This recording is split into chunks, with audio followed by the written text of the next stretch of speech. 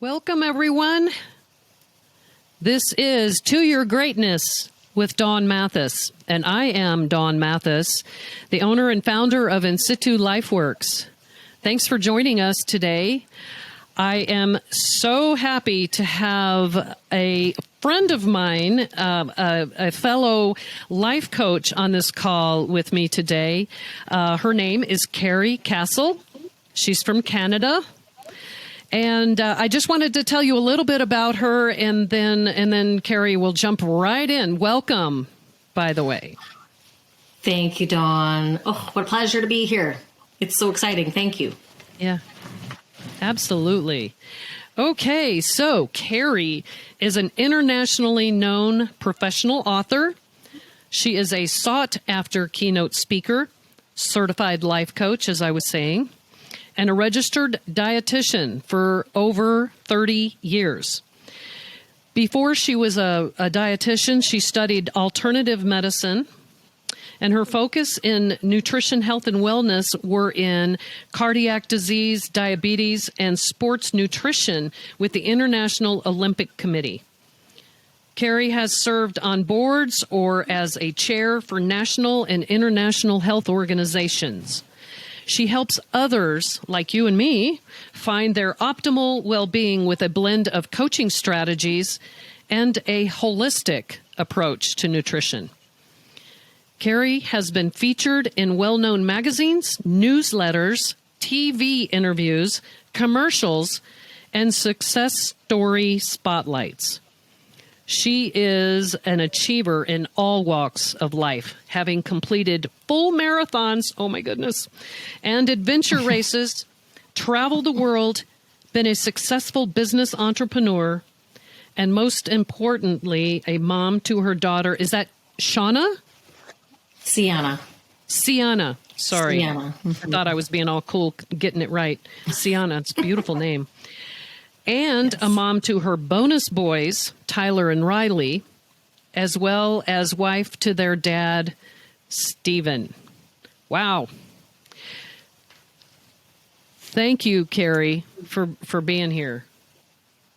Absolutely. Really, I mean, I'm so excited about talking to you about what's going on in your life right now. And I wanted to share with everyone that you have a new book coming soon that we've talked about called The Domino Diet. When is that book? Yeah. When is that book going to be available? Well, July, we think, is a pretty strong bet. I'm optimistic that by the end of July, for sure. If it happens to be near to the beginning, all the better. July of this year. And I believe we talked about this book on the pilgrimage that you and I had joined to Israel, February of 2020. Gosh, I have to think about it.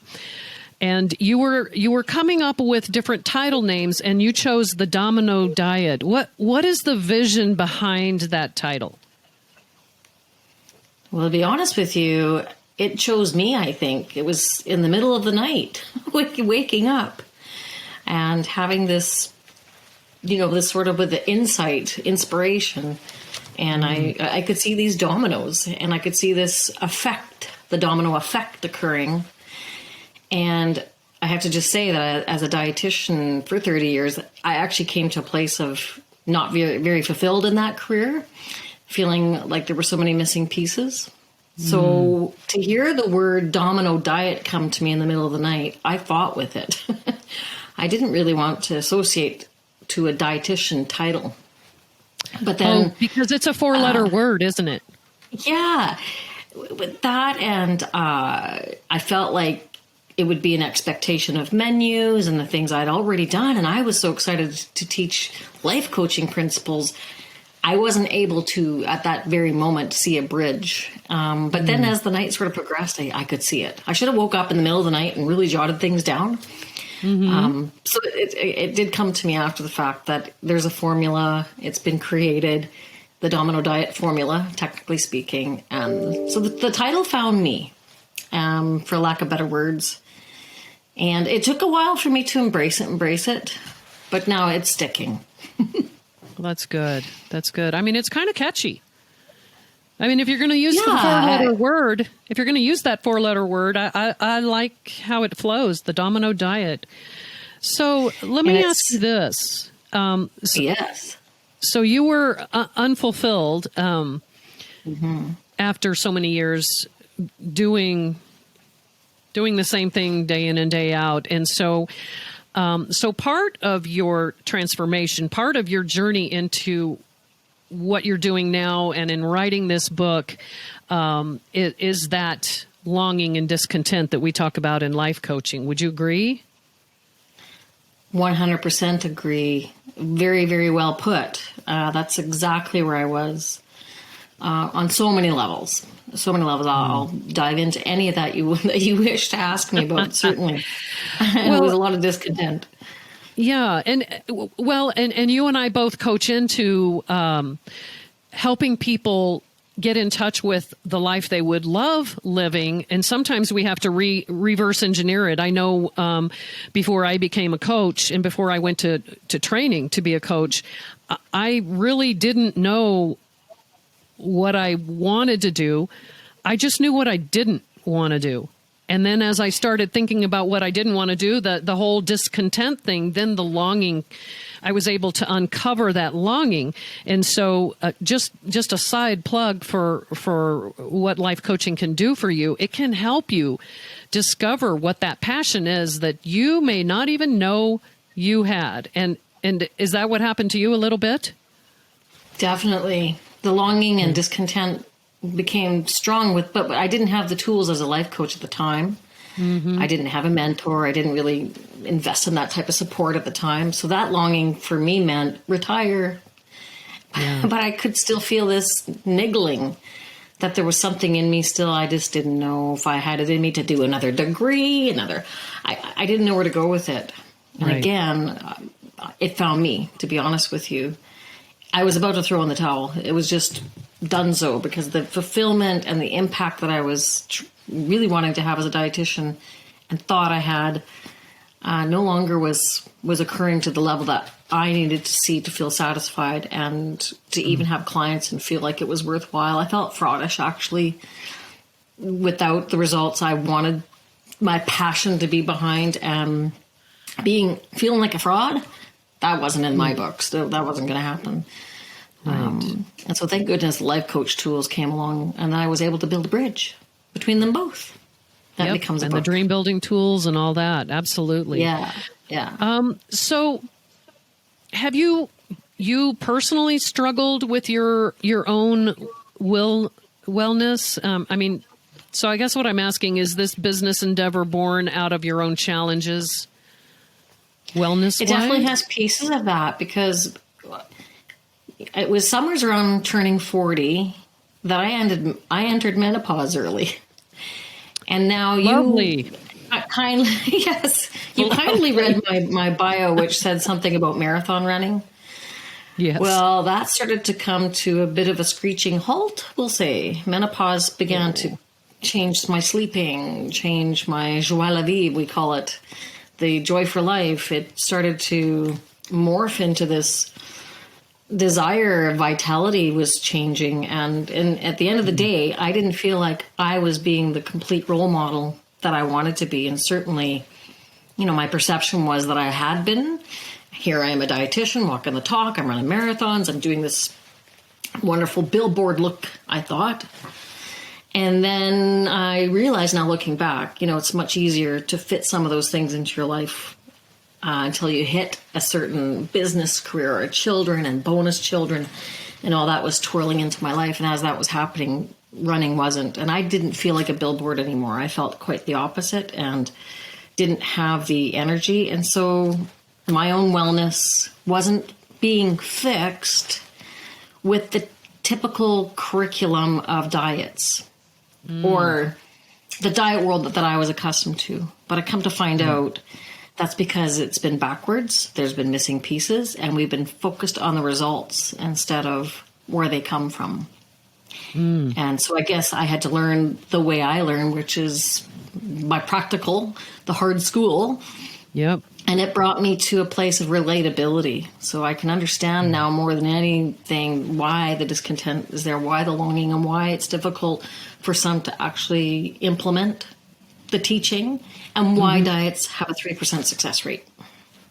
Oh, And was that despite all the diets on 3%? the planet, 3% success rate. Oh my goodness. And despite all of the many diets, whether you're in a profession or not, with the knowledge behind it or not, the disease trends are going upwards. And I did not feel my curriculum was enough of an impact to change those results at the time. Wow. So it was a combination of my own, a combination of seeing the truth all of a sudden that I had blinders on beforehand, too young, not enough experience. I'm not really sure. Combination.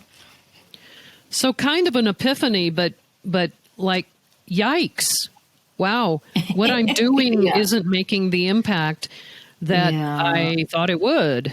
And yeah. It was so sad. Yeah, that was so sad. I lost my purpose. I lost my way, and feeling lost like that. And I was now entering, 45 probably by this point, getting close to 50.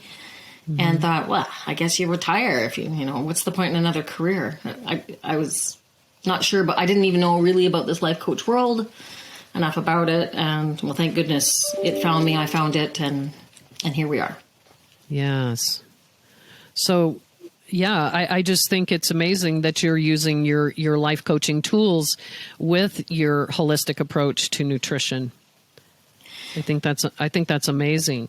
Yeah, it's amazing to look back and see the stepping stones that were there that I didn't. There's a saying, you don't know the dots till you look back. You connect the dots after the fact. Well, now I can see them.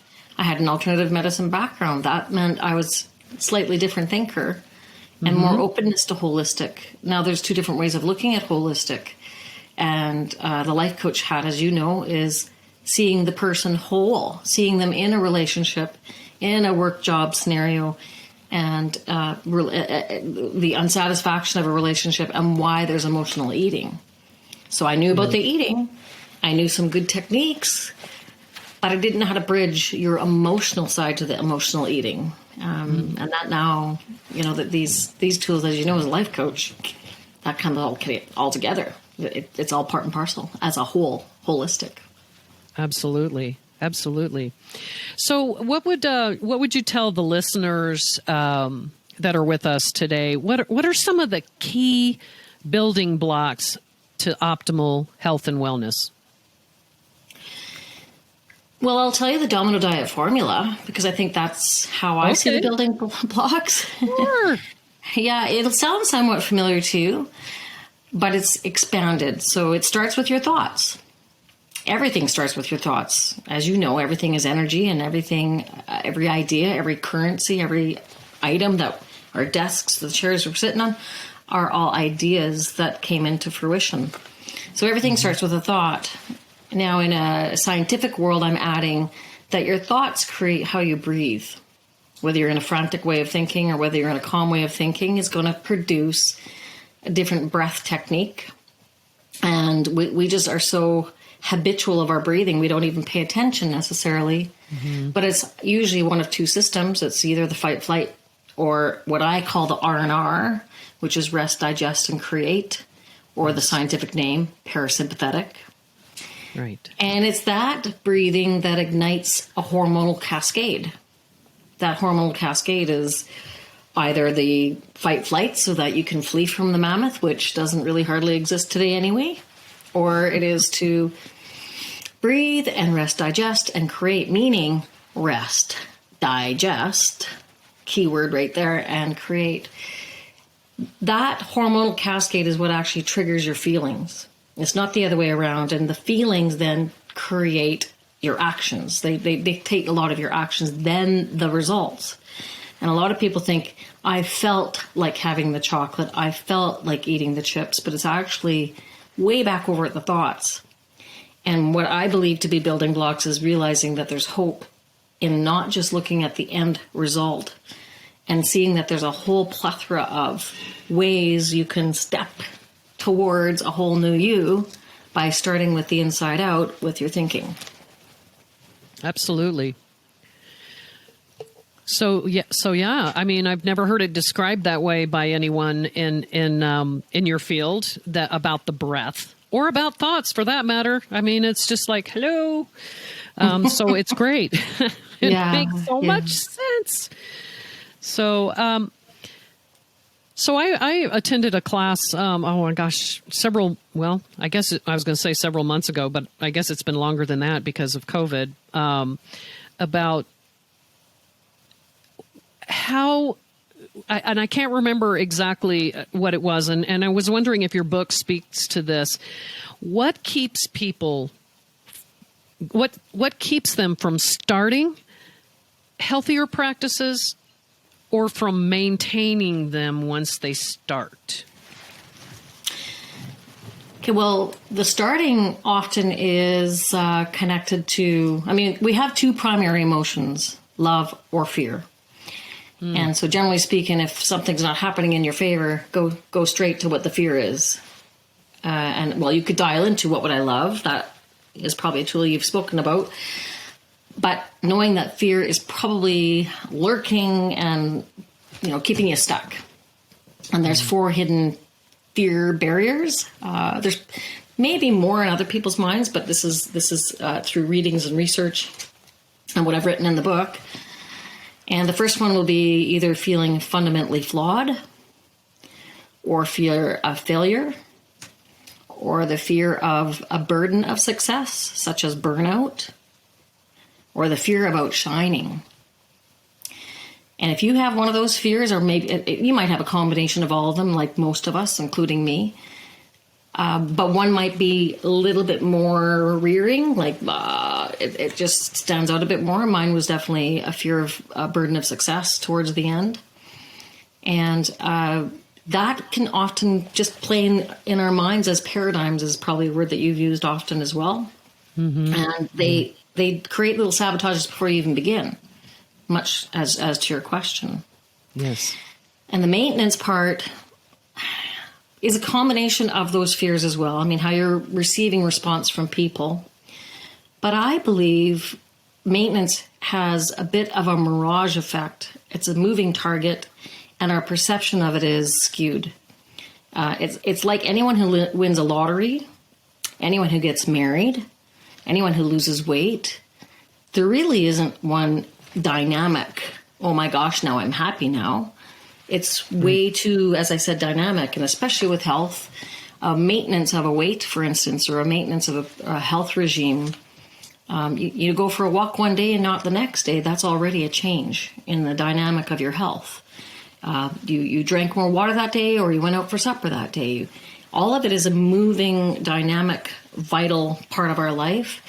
And we, I think, believe that maintenance is a fixed number. And it's just not activity. Possible. It's just not possible. So I think we need to get our mind set around maintenance different than what the diet world has dictated, or at least taught us. And then I think we'd have softer guidelines around that, and maybe a little bit more forgiveness on how dynamic it is and accepting it, and create a bit of a buffer around that. Yeah. Well said. Love it. So what, for the people that will be listening to this podcast, what are some strategies you might recommend to someone who's just feeling like, I'm just not where I want to be health-wise? Maybe it's weight. Maybe it's their weight is okay, but they're just not eating well, or, their energy level is down, or they're working so hard they feel like they can't take lunch. What are some strategies that you would recommend to someone who might be struggling and who doesn't want to wait till July for your book? Well, a couple of things come to mind. There's so many. And many have been told before. The keep it simple method, of course, being one of them. But go a little bit deeper, and sometimes that discouragement is a loss of hope. And I like to first bring hope back. And so here's how I like to approach it. book or no book, this is something I want everybody to know. I'm a dietitian on a mission to bring the heel back in health. And Love that. to know that right now as we sit, we have brand new baby red blood cells that have been birthed today. But we also have many that are being released. They're gone. They're done now. Every 120 days, you have a new batch of red blood cells. So what I like to do is have the person visualize that they could technically approach health from a holistic way in terms of how you eat, how you find support, your environment, walking outside, and just approach a positive thinking, and that those red blood cells can be up-leveled. Now think about it this way. When you go to the doctor, you're having your lab measure, your body measured in terms of health. It's done with lab work, and it's usually red blood cells that are measured. So they're a very good indicator of how we're doing. And they run everywhere in our body. They run from head to toe, from cell to cell, to every organ. And they communicate with one another. And there are studies that show that if you eat healthier fatty acids, for instance, those membranes on those cells are stronger. And I believe that if we could see ourselves regenerating and renewing as often as that, and they're doing it even without, this is automatic. Our red blood cells are doing this. But what about when we do these extra things to up-level them? How would we feel in 3 to 4 months from small practices to up-level them? So that's bringing in hope. What if you've seen yourself as renewing from the inside out? And then that you're thinking more on a vitality versus vanity level, which I think is a better place to be overall. And I would actually invite people to only do a 1 to 2 step change at a time. And one step that isn't talked about, I sort of hinted at it here moments ago, and that is just to begin by pausing before eating. Literally sit, try not to have devices, just take 3 minutes to dial into a place of, hey, look at this meal, instead of guilt. And by breathing in, as I just mentioned earlier, through your nose and then out through your mouth, like you're blowing through a straw, you are engaging this R&R system, the parasympathetic system. Rest, digest, create. And now you're eating your meal with a different vibration. You're also going to absorb better because you're digesting better. You're not running all over the kitchen with a forkful. That leads to potential heartburn and digestive disorders. I can name them, colitis, you name it. And what if we did that and it would lower some of the hormones like cortisol and instead bring in more serotonin? Therefore, you feel fuller, faster, more fulfilled, and less stress hormone, which is fat storing. So you see, just by breathing alone sets off this domino effect in terms of our health. And it's not something that's talked about, and yet it's simple. And nobody said anything about what you can't have. Wow. It's more about being present, if you will, for lack of better words, with what you're doing at the time, which is eating. A mindfulness. It is. Mindfulness, awareness, and changing and your as adults, breathing. we often like to know the why behind that. We might have been told, be mindful of your meal, but to understand that scientific approach and that there's actually way more going on, I don't know. I think it brings a little bit of, I think I could try that. It seems simple enough, maybe. And I just invite people to try it for 1 week, 1 meal. Put a sticky note right on the counter next to where you normally sit for supper and begin a awareness habit. Notice if you're racing. Notice if you're calm. Notice your attitude with the food, your relationship. It's all part and parcel. Wow. And you didn't say anything about the portion or what I'm eating. I like it. Good. Something way, way different. So I'm sure this is talked about in your book, yes? Oh, the breathing, the thoughts, and all that. Oh, yes. What are some of the other topics that are covered in your book that we already can't wait for? Well, because of my experience with menopause, I talk about menopause and nanopause, things that people don't talk about. Menopause? What's that? Menopause, yeah. I talk about it's maybe not called a midlife crisis. It's more like a midlife awakening. I talk about the subconscious mind, which is the bulk of our mind, Yes. which is on our behalf of our survival. And it's the one saying, but I need you to eat. I need you to eat more than what you're eating. And you're starving yourself here trying to do whatever you're trying to do for your body. And your body is meant to survive. And it's trying to feed your core, your heart, your lungs. And meanwhile, if we're looking at it from a vanity point of view, and our vanity point of view comes from the conscious mind, which is a smaller part of our mind, these two butt up against one another. And I teach you or talk about how to collaborate with the two minds that we both have. Well, we all have, sorry. So I think that's slightly unique to what most diet books speak about. As some awarenesses that I had as a dietitian, and as a confession as a dietitian, and seeing the curriculum sort of backwards, and yet honoring the fact that nobody knew any better. And I think one of the more passionate parts for me to speak about that are in the book is realizing and giving poetic license for the fact that we're new to having an abundance on this planet. And that our ancestors came from scarcity. They came from rationing food. They were feeding 7 kids. Healthcare was a teaspoon of cod liver oil as you walked out the door, maybe if you were lucky. Bathroom scales weren't in the house even. And when they entered the house, we didn't really know how to use them or understand them. And that we're made of 70% water, and that weighs on a scale too. Just the comprehension of having all these abundance in these tools, but not really knowing them and interpreting them and understanding them to understand with compassion. There's a lot of compare and despair going on, yet we don't understand the scale well enough. And yet that's our measuring tool, unfortunately, for who we are. It's kind of crazy if you think about it. Yeah. And that I like to be able to say that scarcity and coming from a starvation, thou shalt not eat this, only triggers our teenager, only triggers our subconscious mind that's on behalf of our survival. And what did your teenager do when it was given a bunch of rules back in the day? And how well did that work for you? And instead, I think we need to look at it with a little bit more kindness and compassion, and stop blaming it on the carbohydrates and the protein and the fat. Each one of them have had their battle in the limelight. Each one of them had their turn at being good or bad.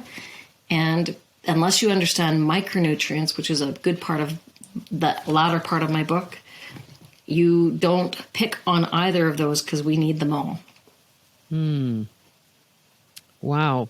Well, it sounds like a breath of fresh air for sure. Well, thank you. I can't wait to read it. Me too. Yeah.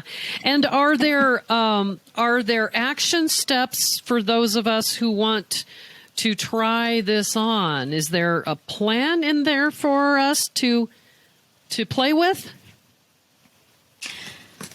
Well, currently I'm running webinars to test pilot, we'll say, the show, the Domino Diet book. There will be a workbook. There will be ideally a calendar and a few tools that go alongside to help with the 120 days of your red blood cells, for instance. I'm a really big believer in calendarizing, for instance.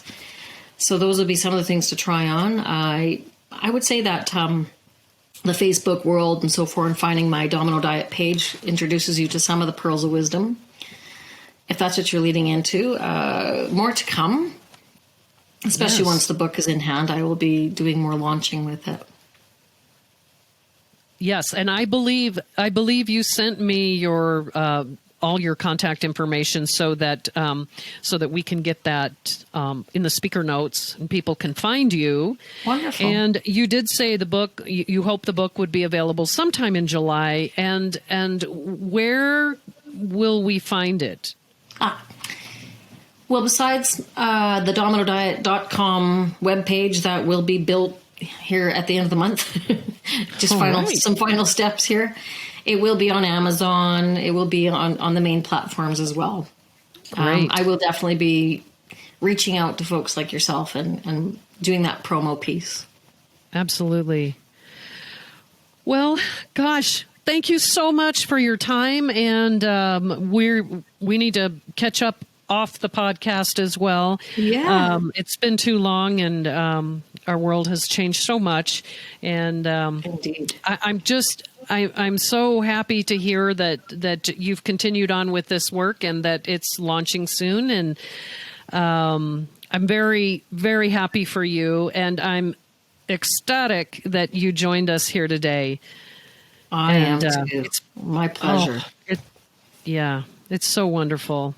And thank you for sharing your story with us about where you were and your own struggles. And that always helps when people see just how human and authentic people really are. So Karrie Cassell, thank you so much. The Domino Diet, it's coming. Watch for it. And thank you, everyone, for joining us today. And this has been To Your Greatness with Dawn Mathis. And I'm Dawn Mathis, your host. I'll see you next time. Take care.